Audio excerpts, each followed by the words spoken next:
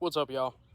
So I posted a video earlier in the week, just kind of a slideshow of photos of the custom 700 build that I did, and I got a lot of comments and a lot of interest to tell more about the whole build and kind of go into detail. So I'm going to do that today, and I'm going to show you all the real details of the build and the specs of this rifle. So let's check it out.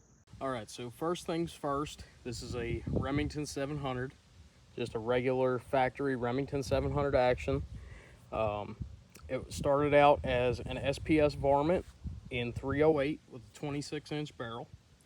And I went ahead and obviously a lot's changed from its factory form, but what I did was I started with the factory action and I went ahead and had it blueprinted, and what that entails is the barrel comes out of the action, the recoil lug gets surface ground flat, the barrel face is trued up, the action face is trued up, the bolt then becomes machined to be trued as well.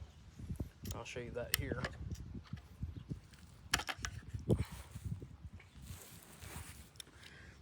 So the bolt was trued and the bolt face was trued as well, and the recoil lugs, if I can get it to focus here. It's not wanting to focus. Oh, there we go. They have been lapped. So they are nice and true and uniform. Now what all of this does is you true up the face of the action, and then that will give you a nice flat. From there, you surface grind the recoil lug to make it flat against that and true it. You true up the face of the barrel where it mates to the recoil lug and the action to make it nice and flat and true. So now you've made everything perpendicular. And what that does is it's going to go and pull all of the stress off of the barrel to straighten it, to keep everything unstressed and straight and true. That's going to help you a lot with accuracy. That's going to take away a lot of the interference in your vibrations, your harmonics. It's going to make everything straight and true. The bolt face and the lugs are done, so that way everything is nice and straight and true again. So you want everything to be just a nice straight line. Now with a fully blueprinted action and everything trued, that's only the first step in the game. What you need to do is next you need a good stock. Now this is a choke stock that I got a good while ago from Team Tactical Works. It's a good stock. They're fairly cheap. I believe they're right around like 250 bucks. And they're a great solid stock. Now what I did was, this one has an aluminum bedding block, and what I did was I took a file and straightened all this out and got it nice and kind of uniform, and then I took some 600 grit sandpaper and went around the edges in here and all through here and made everything just a little scuffed, a little bit scored, so that the bedding compound would have something to bite into.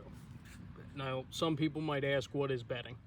Bedding is when you're going to go ahead and take some bedding compound, which is an epoxy mixture, and it goes in here and you'll make like a dam, like I did, to kind of square it off out of clay, or some people use Play-Doh.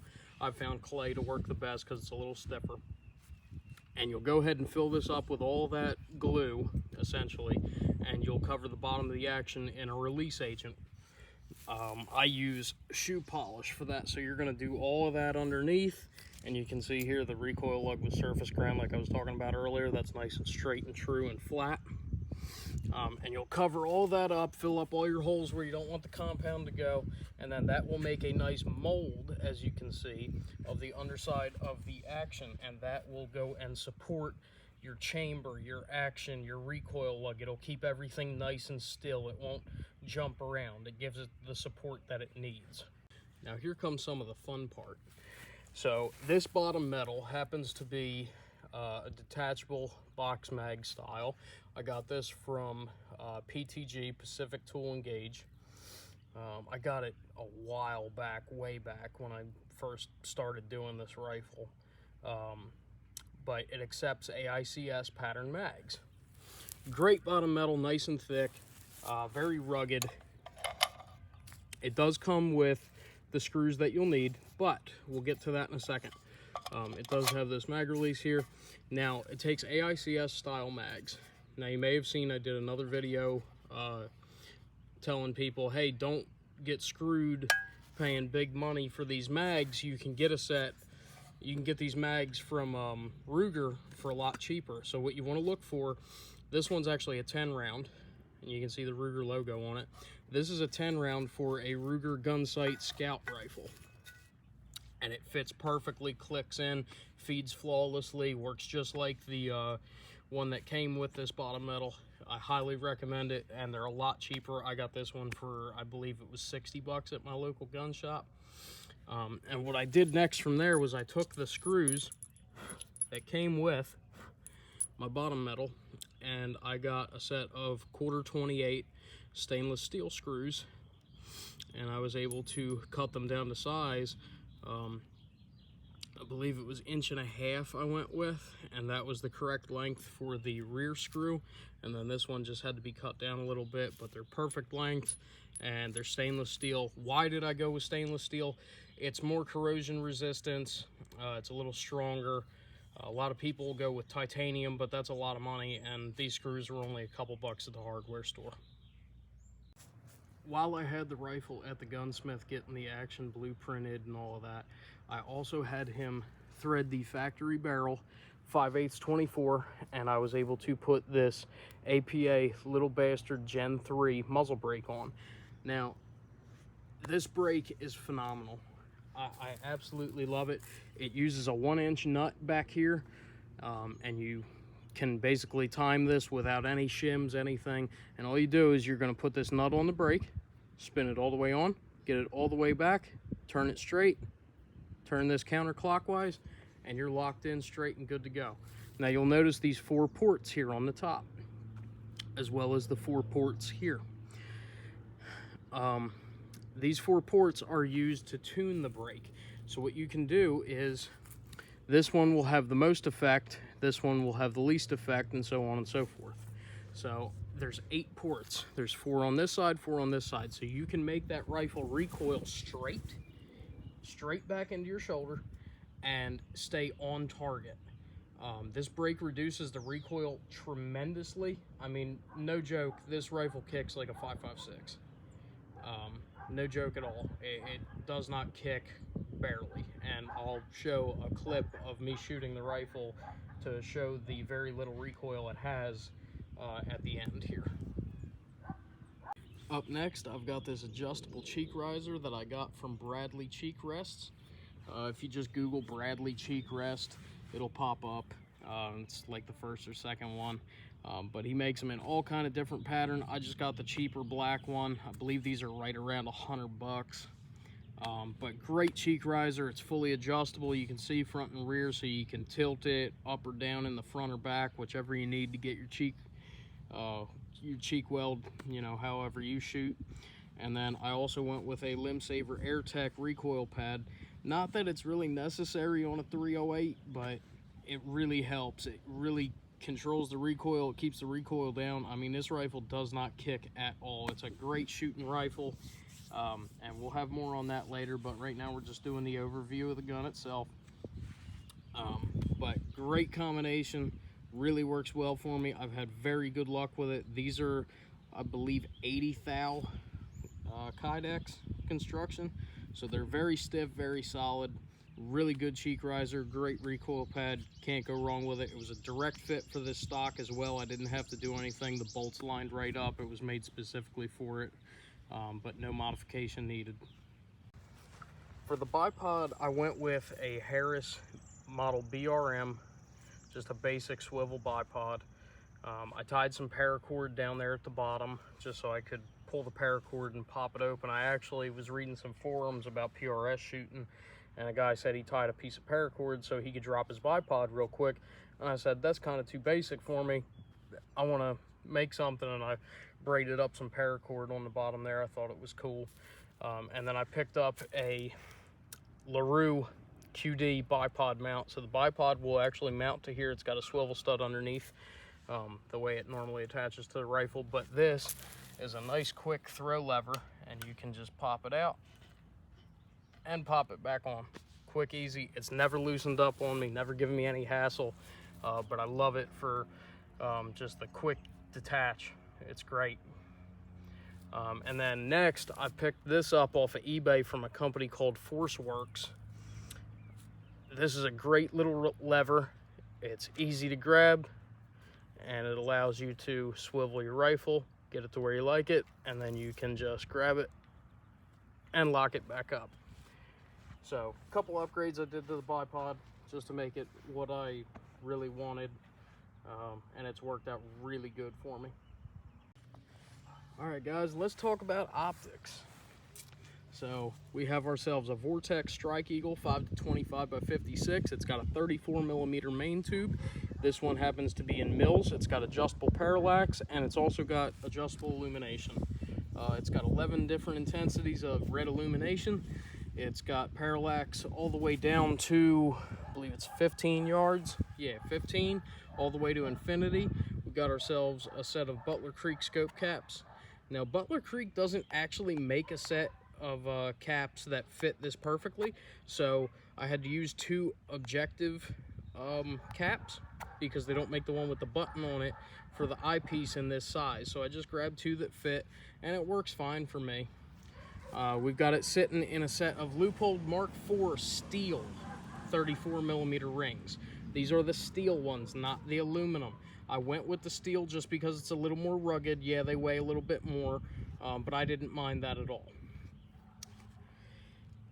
From there, it's sitting on a Leupold Mark IV steel base. Now, I like this base because it is adaptable between number 6 and number 8 screws. And while I had the rifle being done at the gunsmith, I had him drill and tap the receiver for number 8 screws.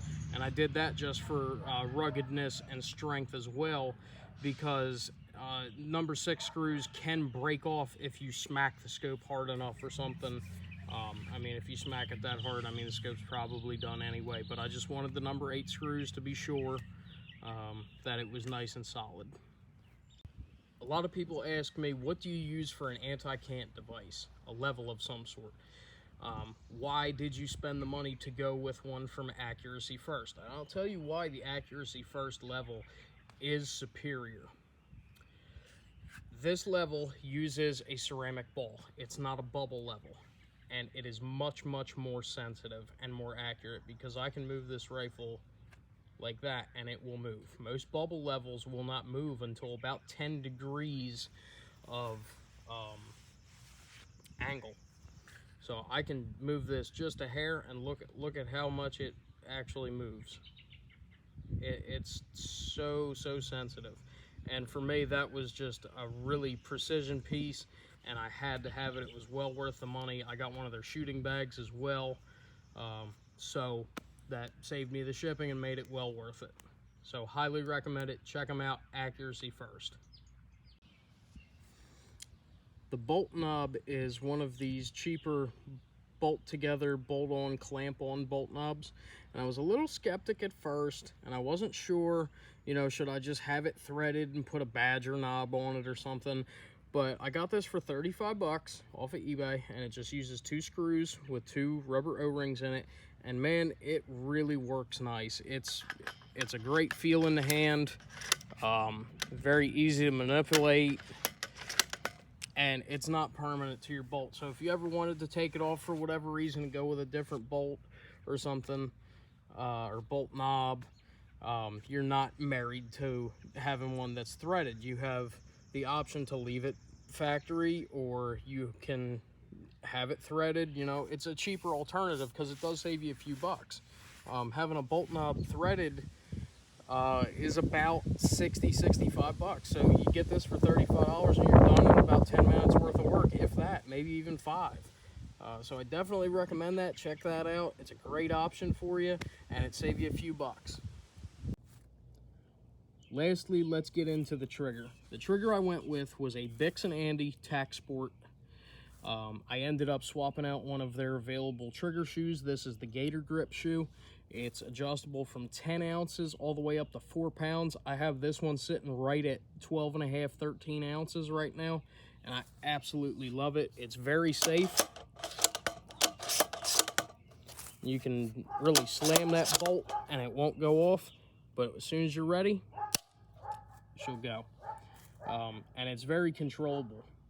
It's a great trigger. I'm going to hunt with this rifle. I'm very experienced with very light triggers like this, precision shooting, so I don't think it's an issue for me. I'm not going to be carrying it around the woods. It'll probably be shot from a box stand.